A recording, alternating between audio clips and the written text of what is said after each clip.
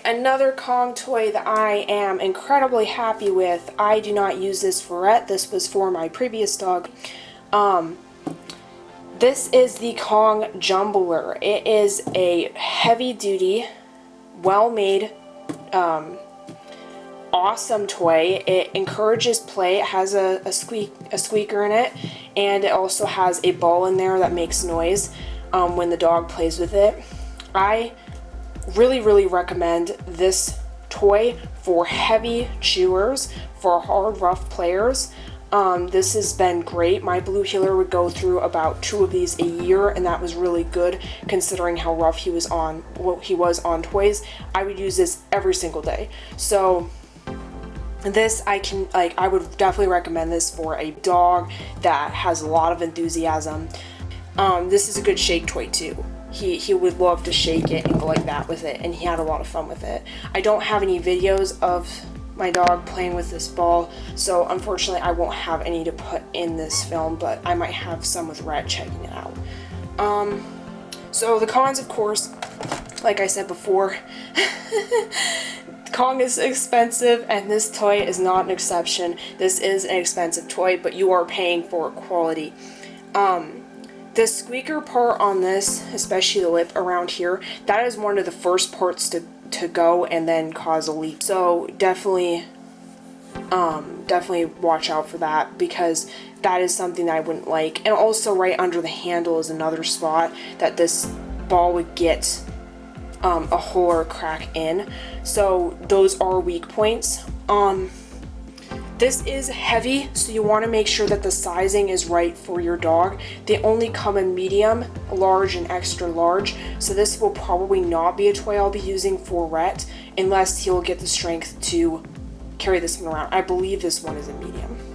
So this is a good ball, but I believe this is for a very, a certain type of dog. But I believe that if you have that dog, they would absolutely love this ball. Moving on to something a little more generic. This was a $2 rope that I got from Walmart, I think it was. These are great. I honestly, this was $2, so I wasn't looking for quality on it, but ropes in general, such an awesome idea for dogs.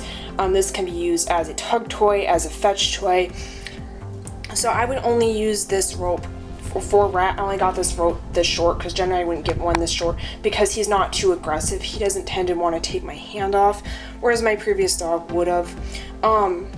The cons on this is that they can ingest this thread stuff, and that can be kind of bad. Also, I haven't used that, I haven't played with him with this that much, and he's already made a couple nicks in it, so that's another thing. This isn't great quality, but obviously I got it at a low price, so I wasn't exactly expecting it to be good quality. And so for the pros, this is obviously a great tug toy. I mean, it's a rope. It's relatively cheap. It can have, obviously, one of the favorite things is little to no training to use it, which is really nice. Also, this adds variety. You tug, chew, throw. It's just a good all-around toy. And it can be used for small-mouthed dogs, like my little gent. Alright, moving on to a herding ball that I have.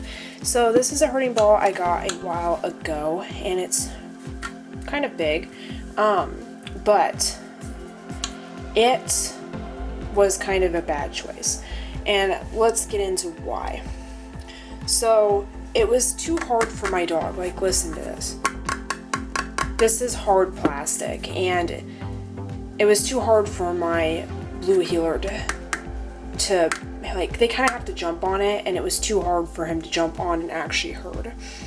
And this was also expensive. It was about $28 for a ball that I don't have a dog that can use it. So this was kind of in a sense, waste of money. Also, another thing to keep in mind with herding balls in general is that most likely you're going to have to slightly train your dog how to use them, encourage them to use it and stuff.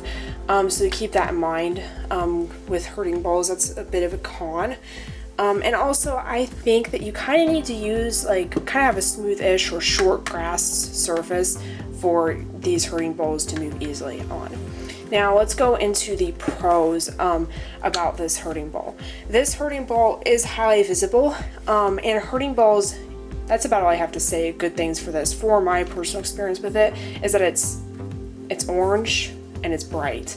And also herding bowls have been known to be very good for herding dogs because it allows them to release some of that natural instinct to herd things in a way that isn't destructive. So I'm not, by giving a review on this particular toy, I am not discouraging you from getting a herding ball for your dog. I'm just saying that this ball, I think I got off of Amazon, is really hard and it might not work well for your dog. I do have another herding ball. I haven't given it a fair chance yet, but that is a very quick review on this hard plastic herding ball. I would not be getting this again for my dog. If you guys enjoyed this video, please consider subscribing. Thank you so much for watching, and I hope to catch you guys next time.